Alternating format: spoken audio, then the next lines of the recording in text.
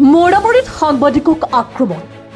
মোৰাবাৰীৰ দুৰাবান্ধি গাঁৱত আছাম টক্সৰ সাংবাদিকক নিজৰ মাটিত বড়ো খেতি কৰিবলৈ ট্ৰেক্টৰে চহাই থকা অৱস্থাত এদল গুণ্ডা বাহিনীয়ে চোকা অস্ত্ৰৰে আক্ৰমণ কৰি গুৰুতৰভাৱে আহত কৰে।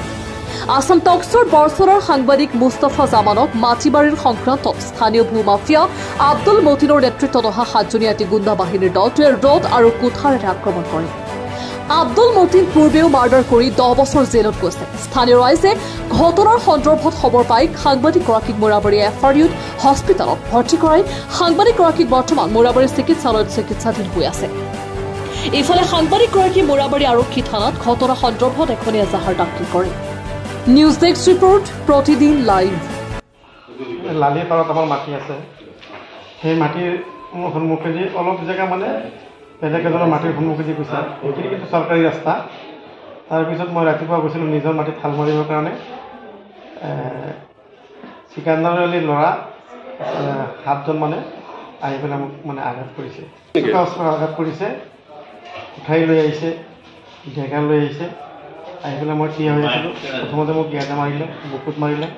তাৰপিছত মই পৰি গ'লোঁ। তাৰপিছত ভৰিত মানে কোঠাৰেৰে চোকা অস্ত্ৰৰ আঘাত কৰিছে। গুণ্ডাবাহিনীৰ দলটোত কেইজন আছিলে? কাৰ নেতৃত্বত আহিছিলে? এইটো আব্দুল মতিনৰ নেতৃত্বত। কেইজন গুণ্ডাবাহিনী কেইজন আছিলে? 7জন। আপোনাক অকলে পাই মানে চোকা অস্ত্ৰৰ আঘাত কৰিছে? এতিয়া আপোনাৰ ক'ত ক'ত আঘাত পাইছে? মই বুকুত আঘাত পাইছোঁ, ইয়াতে মোৰ জখম হৈছে, ইয়াতে হৈছে। তাৰপিছত ভৰিত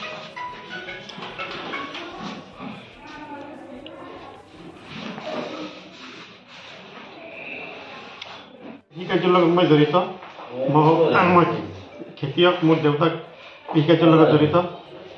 আৰু ৰাতিপুৱা মই পথাৰত গৈছিলোঁ হাল মাৰিবৰ কাৰণে। তেওঁলোকে এইখিনি কৰিলে। মানে এই পৰিয়ালটোত মানে আৰু বহুকেইজন মানে জেলত আছে।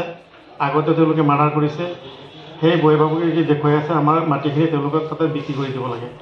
বিক্ৰী কৰি দিলে মাৰি পেলাব, মাটিত যাব নিদিব, সেইবিলাক তেওঁলোকে আগতে কৈ আছিলে। কিন্তু আজি যেতিয়া পথাৰত গৈছোঁ মোক অকলে পাই সেইখিনি আঘাত কৰিলে। পূৰ্বৰ কিবা আখেজ আছিলে? পূৰ্বৰ তেনেকুৱা একো আখেজ নাই।